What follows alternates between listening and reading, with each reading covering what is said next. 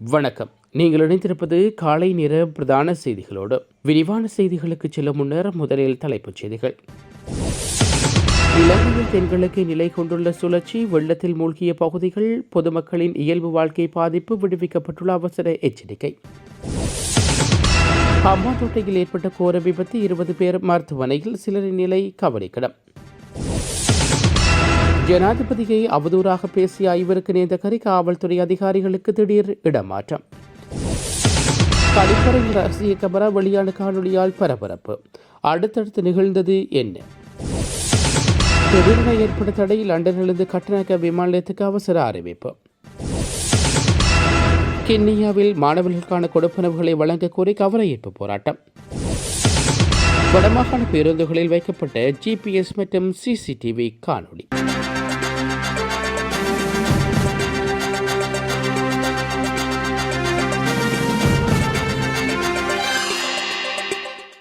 வடமாகாணத்தில் முன்னெடுக்கப்பட்டு வரும் அரச மற்றும் தனியார் போக்குவரத்துகளை GPS மற்றும் CCTV கேமராக்கள் மூலம் கண்காணிக்க நடவடிக்கை எடுக்கப்பட்டுள்ளது.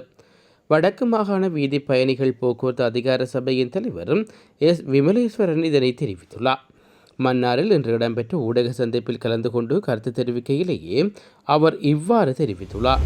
ஹம்பாந்தோட்டை பல்லேமல்ல பகுதியில் நேற்று மதியம் இடம்பெற்ற பேருந்து விபத்தில் 20 பேர் படுகாயமடைந்து வைத்தியசாலையில் அனுமதிக்கப்பட்டுள்ளார்கள். கேண்டி மற்றும் தெஹிய கண்டிக்கு இடையே பயணித்த இலங்கை போக்குவரத்து சபைக்கு சொந்தமான பேருந்தும் திஸ்ஸமஹராம மற்றும் மாத்திரைக்கிடையே பயணித்த தனியார் பேருந்தும் மோதியதில் இந்த விபத்து நிகழ்ந்துள்ளது. வீதி விபத்து இடம்பெற்ற போது காலி தெஹிவத்த கண்டிய பேருந்தில் சுமார் 57 பயணிகள் இருந்துள்ளார்கள். காயமடைந்த 20 பேரில் வெளிநாட்டு சுற்றுலா பயணிகளும் உள்ளடங்குவதாக ஹம்பாந்தோட்டை காவல்துறையினர் தெரிவித்துள்ளார்கள். எனினும் சிகிச்சையின் பின்னர் அவர்கள் அனைவரும் மருத்துவமனையிலிருந்து வெளியேறியுள்ளமையும் குறிப்பிடத்தக்கது. திஸ்ஸமஹராம மாத்திரை பேருந்தின் பின்பகுதியில் மோதிய காலி தெஹிய கண்டிய பேருந்து சாரதியின் கட்டுப்பாட்டுகளது அருகிலிருந்த வர்த்தக நிலையத்தின் சுவரை உடைத்துக் கொண்டு உள்ளே பாய்ந்தது. விபத்தினால் 2 பேருந்துகளுக்கும் பலத்த சேதங்கள் ஏற்பட்டுள்ளன. எனினும் தனியார் பேருந்திலிருந்து எவருக்கும் காயங்கள் ஏற்படவில்லை என்று காவல்துறையினர் மேலும் தெரிவித்துள்ளனர். மத்தள அதிவேக நெடுஞ்சாலை நுழைவாயிலில் வைத்து ஜனாதிபதியை ஆபாச வார்த்தையால் திட்டி அதனை சமூக வலைத்தளங்களில் பதிவேற்றிய கட்டான பகுதியைச் சேர்ந்த 5 கைது செய்யப்பட்டுள்ளார்கள். அதேவேளை அந்த சந்தர்ப்பத்தில் அங்கு பணியிலிருந்த காவல் நிலைய பொறுப்பதிகாரி உட்பட 3 காவல்துறை உத்தியோகத்தர்களுக்கு உடனடியாக அமலுக்கு வரும் வகையில் இடமாற்றமும் வழங்கப்பட்டுள்ளது. கதிர்காமத்துக்கு சென்று திரும்பிக் கொண்டிருந்த தனியார் பேருந்து கொண்டுள்ள ஆசன பட்டிகள் இல்லாத காரணத்தினால் அந்த பேருந்தை அதிவேக நெடுஞ்சாலைக்கு நுழைய காவல்துறை அனுமதிக்கவில்லை. இதனால் காவல்துறையினருக்கும் பேருந்தில் வந்தவர்களுக்கும் இடையே கடும் வாக்குவாதம் ஏற்பட்டுள்ளது.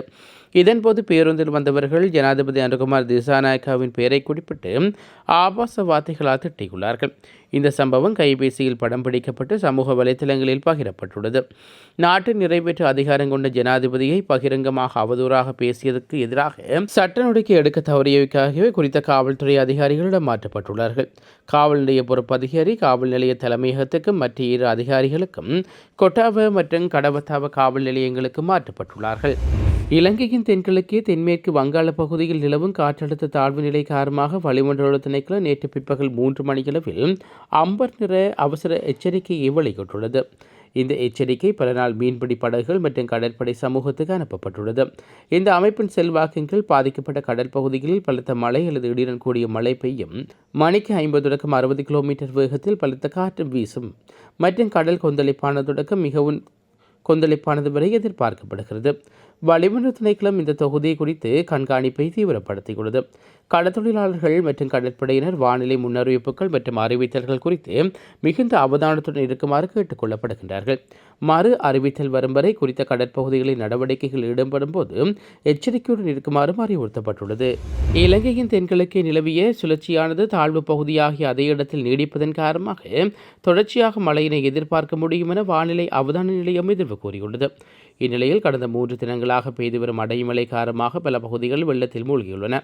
மட்டக்களப்பு நகரத்தில் தாழ்வான பகுதிகள் வெள்ளத்தில் மூழ்கும் அபாய நிலையும் ஏற்பட்டதை காண முடிகிறது. அத்துடன் தொடர்ந்து மழை பெய்து வருவதன் காரணமாக மட்டக்களப்பின் சில வீதிகளும் வெள்ளத்தில் மூழ்கும் நிலை காணப்படுகிறது. அதே நேரம் தொடர்ந்து பெய்து வரும் கடுமழை காரணமாக மட்டக்களப்பு மாவட்டத்தின் அறுவடை நடவடிக்கைகள் பாதிக்கப்பட்டதுடன் அறுவடைகளை முன்னெடுக்க விவசாய நெல்லை பாதுகாப்பதில் பெரு நெருக்கடிகளை எதிர்கொண்டுள்ளார்கள். அதே நேரம் பெய்து வரும் மழை காரணமாக மட்டக்களப்பு மாவட்டத்தின் பிரதான குளங்களின் நீர்மட்டம் அதிகரித்ததுடன் பிரதான குளமான உன்னிசை குளத்தின் வான்கதவுகள் 2 அடிகள் திறக்கப்பட்டுள்ளதாக நீர்ப்பாசன திணைக்களம் அறிவித்துள்ளது. கன்னட தொலைக்காட்சி நடிகையொருவர் மைதான கழிப்பறையில் தன்னை ரகசியமாக காணொலி எடுத்ததாக பரபரப்பு குற்றச்சாட்டை முன்வைத்துள்ளார்.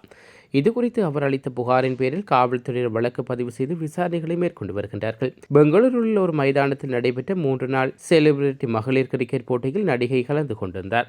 அப்போது கடந்த 7ஆம் தேதி போட்டியில் 2வது நாளில் பெண்கள் கழிப்பறைக்கு அவர் சென்றபோது அடையாளம் தெரியாத நபர் ஒருவர் ரகசியமாக காணொலி பதிவு செய்ததாக புகாரில் தெரிவித்துள்ளார்.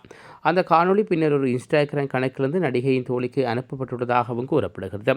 காணொலியை சமூக வலைத்தளங்களில் வெளியிடுவதாக மிரட்டி பணம் கேட்டு மர்ம நபர் மிரட்டியதாக நடிகை புகாரில் தெரிவித்துள்ளார். இதனடுத்து சைபர் கிரைம் காவல்துறையினர் பல்வேறு பிரிவுகளின் கீழ் வழக்கு பதிவு செய்து விசாரணைகளை நடத்தி வருவதாக இந்திய ஊடகங்கள் செய்தி வெளியிட்டுள்ளன. இந்த சம்பவம் கன்னட தொலைக்காட்சி மற்றும் திரைப்படத்துறையில் பெரும் அதிர்ச்சியை ஏற்படுத்தியுள்ளது. இலங்கையின் குடிவரவு மற்றும் குடியகழ்வு திணைக்களத்தினால் வழங்கப்படும் மின்னணு பயண அனுமதி அறிவிப்புகளை விநியோகிப்பது தற்காலிகமான சேவை தடங்கள் ஏற்பட்டுள்ளது. இந்த தகவலை லண்டனில் உள்ள இலங்கை யுவஸ்தானியகத்தில் கொன்ஸ்டிடியூட்டர் பிரிவினால் வெளியிடப்பட்டுள்ள இந்த அறிவிப்பில் இவ்விடயங்கள் குறிப்பிடப்பட்டுள்ளன. எதிர்பாராத தொழில்நுட்ப கோளாறுகள் காரணமாக இந்த சேவைகள் தடங்கள் ஏற்பட்டுள்ளதாகவும் இதன்போது சுட்டிக்காட்டப்பட்டுள்ளது. மேலும் இலங்கையில் உள்ள உரிய அதிகாரிகள் இதனை முன்னுரிமையின் அடிப்படையில் சரி செய்யும் நடவடிக்கைகளை எடுத்து வருவதாகவும் தெரிவிக்கப்படுகிறது.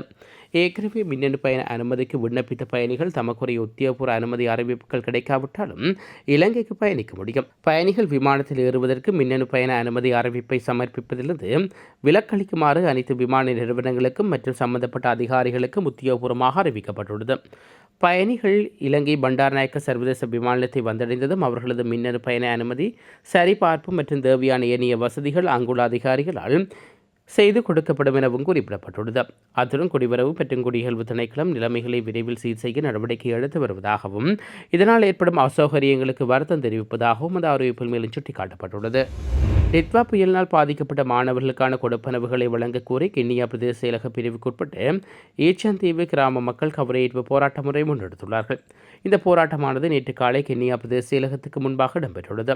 சுமார் 1 மணி நேரம் வரை நீடித்த இந்த போராட்டத்தில் பாதிக்கப்பட்ட மாணவர்கள், பெற்றோர்கள் மற்றும் கிராம மக்கள் பதாதைகளை ஏந்தியவாறு தமக்கான நீதியை கோரியும் கோஷங்களை எழுப்பினார்கள்.